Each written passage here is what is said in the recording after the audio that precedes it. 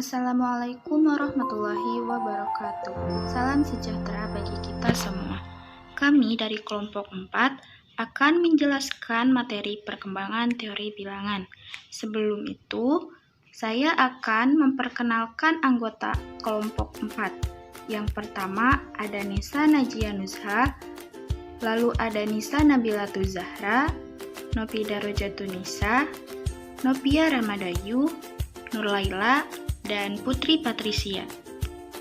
Yang pertama akan membahas tentang Pierre de Fermat, lalu akan membahas tentang aritmatika, kemudian Carl Friedrich Gauss, lalu Leonhard Euler. Saya, Nopida Rojatunisa, akan membahas tentang perkembangan teori bilangan Pierre de Fermat.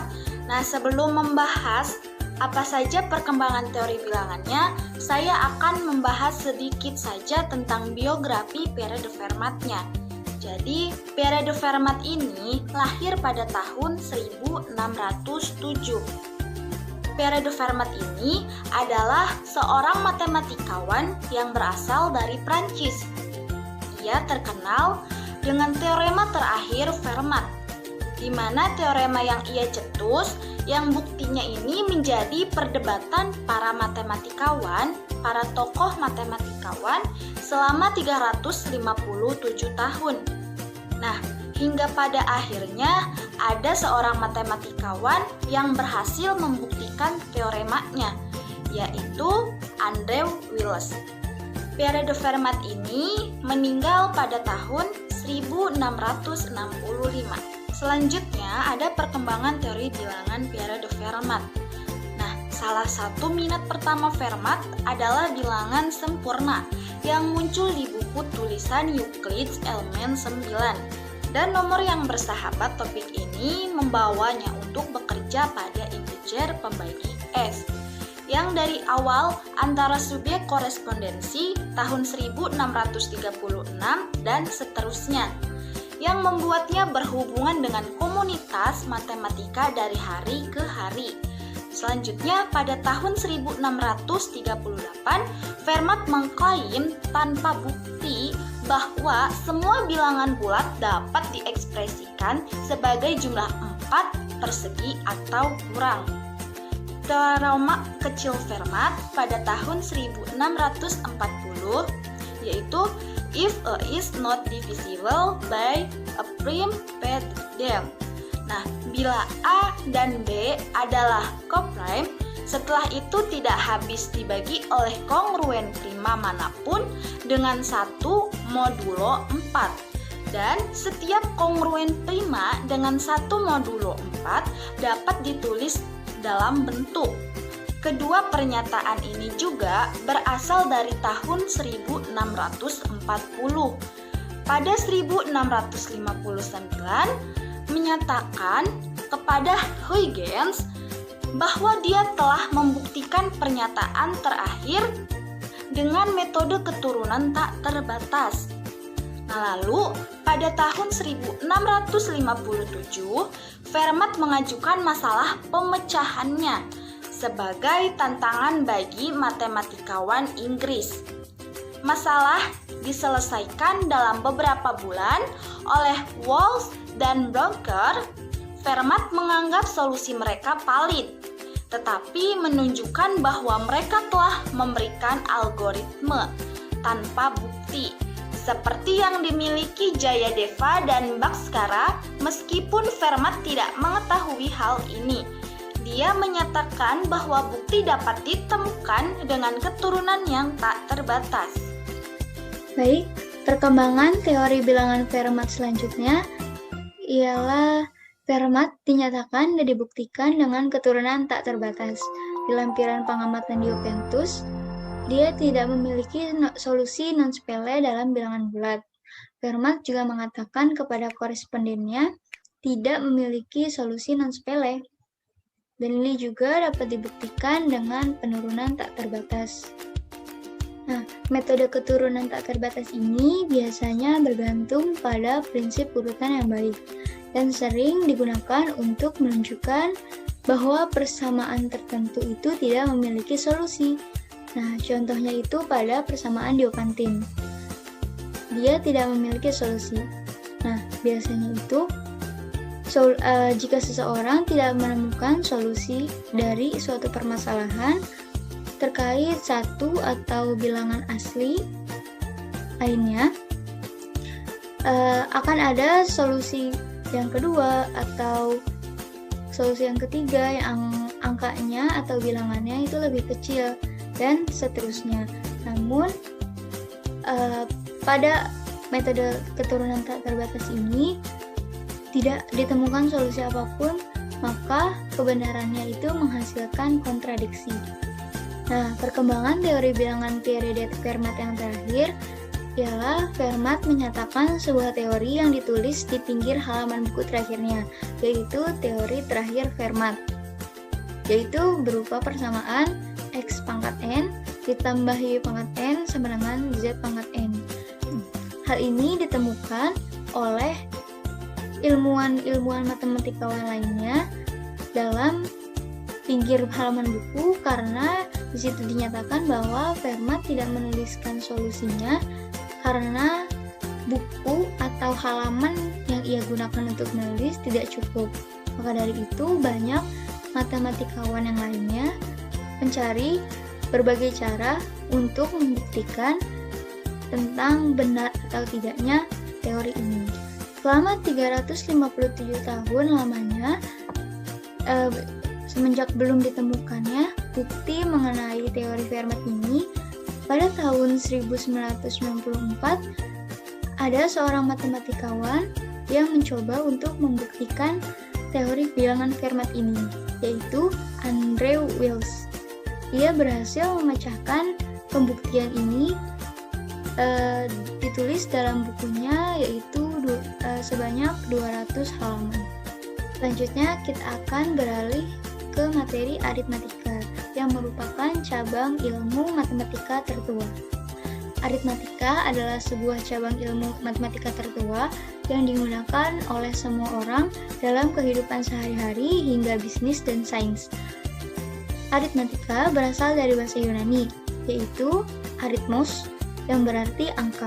Sejarah tertua dari aritmatika ialah di bangsa Mesir, bangsa Babilonia, dan bangsa Yunani yang kita sudah pelajari di materi sebelumnya, yang menggunakan operasi aritmatika sejak 2000 tahun sebelum Masehi, yang biasa digunakan untuk kegiatan bertransaksi, merancang bangunan, dan lainnya dengan menggunakan sistem bilangan masing-masing bangsa mereka. Contohnya pada bangsa Mesir kuno kita ketahui mereka menulis bilangan-bilangan tersebut dalam tulisan hieroglif. Pada bangsa Babilonia mereka menuliskan tulisan bilangan-bilangan aritmatik dengan bilangan seksagesimal, yaitu bilangan yang berbasis 60.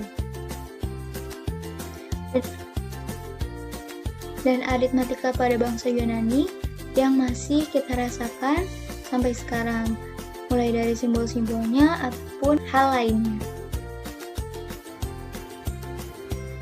Teori bilangan adalah sinonim dari aritmatika.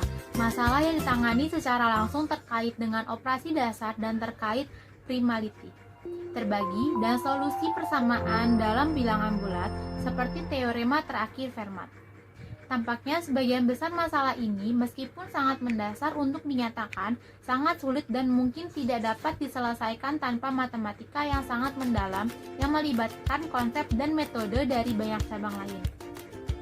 Hal ini menyebabkan cabang baru dari teori bilangan seperti teori bilangan analitik, teori bilangan aljabar, geometri Diophantine, dan geometri aljabar aritmatika.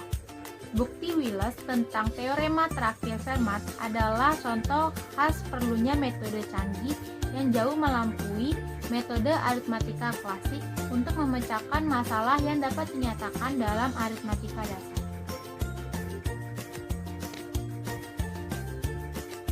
Selanjutnya adalah tentang Charles Friedrich Gauss. Johann Charles Friedrich Gauss dikenal sebagai The Prince of Mathematicians atau Pangeran Matematika asal Jerman yang membuat kontribusi instrumental untuk teori bilangan, aljabar, geofisika, mekanika, dan statistik. Gauss lahir pada 30 April 1777 di Brunswick, sebuah kota di utara Jerman, dekat dengan Wolfsburg. Meskipun ayahnya seorang buruh dan ibu yang buta huruf, Gauss adalah anak ajaib. Perkembangan teori bilangan. Pernah pada suatu ketika, Gauss dan teman-temannya diberi tugas oleh guru matematika bernama Ziggy Butner untuk menjumlahkan bilangan 1 hingga 100. Gauss yang ketika itu baru berusia 10 tahun langsung menjawab hanya beberapa detik saja. Ternyata ia hanya menjumlahkan tiap-tiap ujung bilangan seperti 1 ditambah 100 sama dengan 101, 2 ditambah 99 sama dengan 101, dan 3 ditambah 98 sama dengan 101. Keajaiban Gauss lainnya adalah bisa mengetahui tanggal lahirnya sendiri, karena ibunya tidak memiliki akte kelahirannya. Ia menggunakan satu-satunya informasi yang dimilikinya, yaitu Gauss lahir pada Rabu 8 hari sebelum libur Paskah. Saat memasuki bangku kuliah pada usia 19 tahun, Gauss menemukan heptadegon atau poligon 17 sisi. Di Universitas Göttingen, karya Gauss dapat diperbandingkan dengan karya para matematikawan lain dan hasilnya memang mencolok.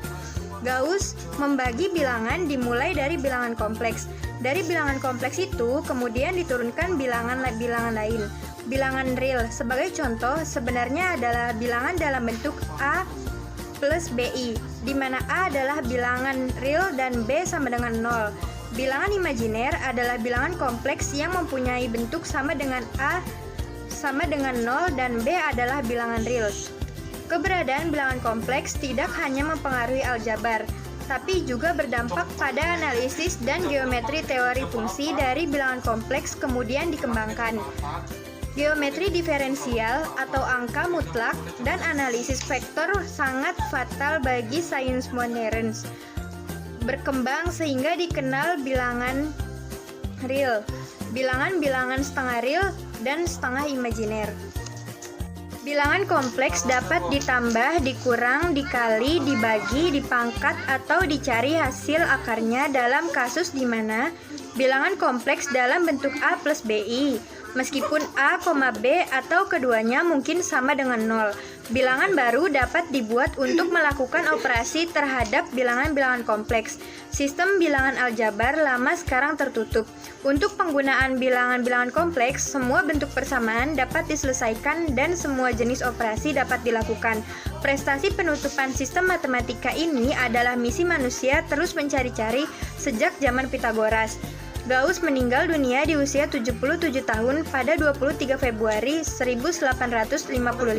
Ia lalu berpesan saat meninggal dunia kelak agar heptadecagon reguler ditorehkan di batu nisannya, tetapi terlalu sulit bagi tukang batu, yang mengatakan itu hanya akan terlihat seperti lingkaran tambahan. Teori Gauss.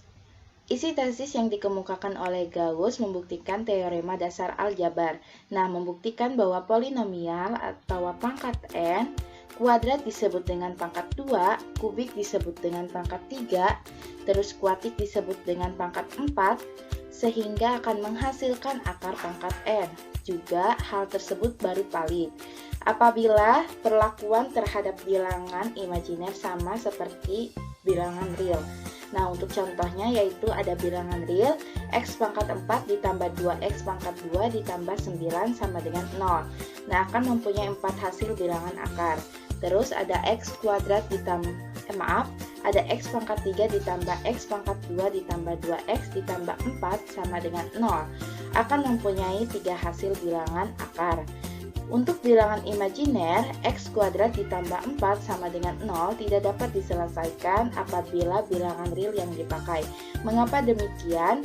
Karena hasil yang diperoleh adalah x sama dengan plus minus akar negatif 4 atau x sama dengan plus minus 2 akar negatif 1. Seperti yang dinyatakan oleh Euler bahwa ekspresi negatif 1 dan ekspresi negatif 2, bahwa ekspresi akar negatif 1 dan ekspresi akar negatif 2 tidak dimungkinkan atau merupakan bilangan-bilangan imajiner karena akar bilangan adalah negatif. sesuatu tidak ada apa-apa karena bukan bilangan, dan bukan pula bilangan yang lebih besar dari sesuatu yang tidak ada. Nah, Gauss juga menyatakan bahwa bilangan negatif juga termasuk dalam sistem bilangan. Leonhard Euler. Leonhard Euler, ia lahir pada tanggal 15 April 1707 dan meninggal pada tanggal 18 September 1783. Ia adalah seorang matematikawan dan fisikawan pionir dari Swiss. Dia membuat penemuan-penemuan penting dalam bidang yang beragam seperti kalkulus dan teori graf. Dia juga mengenalkan banyak notasi dan terminologi matematika modern, terutama untuk analisis matematika, seperti konsep fungsi matematika. Dia juga dikenal melalui karyanya dalam mekanika, dinamika fluida, optik, dan astronomi. Dia juga merupakan salah satu matematikawan paling produktif.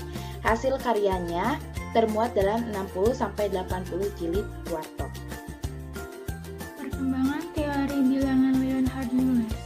Euler adalah satu-satunya matematikawan yang mempunyai dua bilangan dengan namanya bilangan Euler.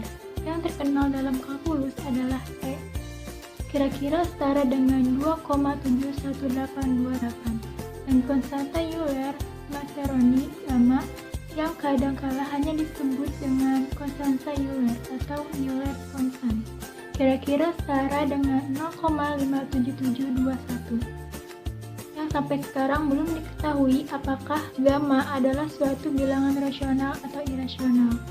Minat besar Euler dalam teori bilangan dapat dilacak pada pengaruh temannya di akademi St. Petersburg, Christian Goldbach. Banyak karya awalnya tentang teori bilangan didasarkan pada karya Pierre de Fermat dan mengembangkan beberapa ide Fermat. Salah satu fokus pekerjaan Euler adalah menghubungkan sifat distribusi utama dengan ide-ide dalam analisis. Dia membuktikan bahwa jumlah kebalikan dari bilangan prima berbeda. Dengan melakukan itu, dia menemukan hubungan antara fungsi Riemann zeta dan bilangan prima, yang dikenal sebagai rumus perkalian Euler untuk fungsi Riemann zeta. Euler membuktikan identitas Newton, teorema kecil Fermat, teorema Fermat tentang jumlah dua kotak, dan memberikan kontribusi yang berbeda pada teorema 4 persegi Lagrange. Dia juga menemukan fungsi total pi atau n yang memberikan bilangan bulat positif n, jumlah bilangan bulat positif kurang dari n dan koprem ke n. Dengan menggunakan properti dari fungsi ini, dia mampu menggeneralisasi teorema kecil Fermat menjadi apa yang kemudian dikenal sebagai teorema Euler. Dia lebih lanjut berkontribusi secara signifikan untuk memahami bilangan sempurna yang telah mempesona matematikawan sejak Euclid. Euler membuat kemajuan menuju teorema bilangan prima dan menduga hukum timbal balik kuadrat. Kedua konsep tersebut dianggap sebagai teorema dasar, teorema bilangan, dan ide-idenya membuka jalan bagi Carl Friedrich Gauss. Dalam teorema bilangan, teorema Euler juga dikenal sebagai teorema Fermat-Euler pada tahun 1736.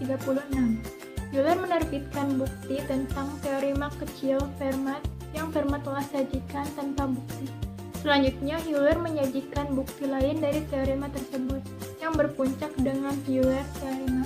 Dalam makalahnya dari tahun 1763, di mana ia berusaha untuk menemukan eksponen terkecil dari teorema kecil Fermat adalah selalu benar. Kebalikan dari Euler teorema juga benar. Jika kesesuaian di atas adalah benar, maka A dan N harus prima. Teorema Euler adalah generalisasi dari teorema kecil Fermat dan selanjutnya digeneralisasi oleh teorema Kornishel.